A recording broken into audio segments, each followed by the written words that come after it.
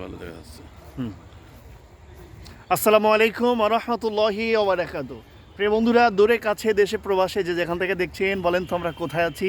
আপনাদেরকে সকলকে কমেন্টস করে জানাতে হবে আমরা কোথায় আছি। আর আমাদের যিনি মানে বাংলাদেশের ভেতরে আমি মনে করি যিনি প্রতিটা মানুষের হৃদয়ে জায়গা করে নিয়েছেন, আপনাদের প্রাণের মানুষ, কলিজার মানুষ, অধ্যাপক মাওলানা তৈয়বুর রহমান। আসুন আমরা সেই হুজুরের কাছ থেকে কিছু কথা শুনে আসি ইনশাআল্লাহ। যে হুজুর। আসসালামু আলাইকুম ওয়া রাহমাতুল্লাহি ওয়া বারাকাতুহু।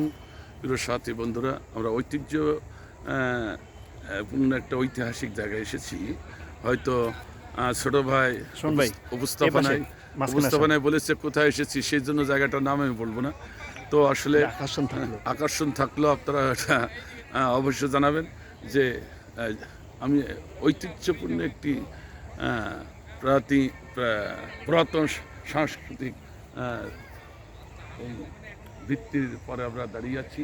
আপনারা হয়তো দেখলে বুঝতে পারবেন অনেকেই, অনেকে দেখে বলতেও পারবেন হয়তো বা দেখি একটা সারপ্রাইজ থাকলেও আপনারা বলতে পারেন। তবে হ্যাঁ, আল্লাহ রাব্বুল আলামিন বলেছেন কুল সিরু ফিল আরদ সুম্মা আনজুরু কাইফা কানা আকিবাতুল মুকাজ্জিবিন। তোমরা পৃথিবীতে ঘোরো, দেখো এবং আমার ঐতিহ্যকে দেখো। যুগে যুগে যারা আমাকে অস্বীকার করে কুপুরি করেছে তাদের পরিণতি দেখো।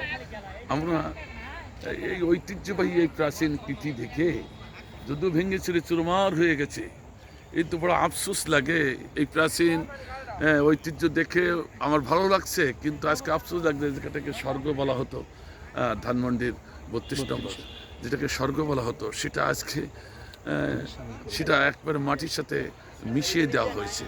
কলা গাছটা ছিল তাও নাই, কুল গাছটা ছিল তাও নাই, এমন আম গাছটা ছিল তাও না, বাথরুমগুলো তো তাও নাই। সে একেবারে বাথরুমে পরিণত করে দিয়েছে, ভেঙে ছেড়ে চুরমার করে। তো ওই দেখে ঐতিহ্য দেখে অন্তত ভালো লাগলো, কিন্তু ওই ঐতিহ্য তা বিলীন হয়ে গেল। ঐতিহ্য থাকলো না। তাতে বুঝলাম যে আমার বললে কিছু আমার থাকে না, সব কিছুর মালিক কিন্তু মহান আল্লাহ রাব্বুল আলামিন। সে মালিককে সন্তুষ্ট না করতে পারলে এরকম পরিণত হবে। আর সে কথা আল্লাহ কোরআনে বলেছেন, আমরা যেখানে থাকি, যে অবস্থায় থাকি, যে অবস্থানে আমাদেরকে আল্লাহ ওঠাইছেন, নিয়েছেন, সেই অবস্থানকে স্মরণ করে, শুকরিয়া করে, আল্লাহকে স্মরণ করি, তাহলে নিশ্চয়ই আমাদের ঐতিহ্য থাকে যাবে পৃথিবীর মুখে। আল্লাহ কবুল করুন, আমিন। প্রিয় বন্ধুরা, গুরুত্বপূর্ণ কথা শুনলেন। তো বলতে হবে আমাদের পেছনে এই জায়গাটা আমরা কোথায় অবস্থান করছি, যে এটা আমাদের আকর্ষণ থাকলো। সবাই আমাদের সাথে থাকবেন এবং আগামীতে আমরা যেখানে যাব, নতুন কিছু পাইলে, নতুন কিছু দেখলে আপনাদের দেখানোর চেষ্টা করবে ইনশাআল্লাহ।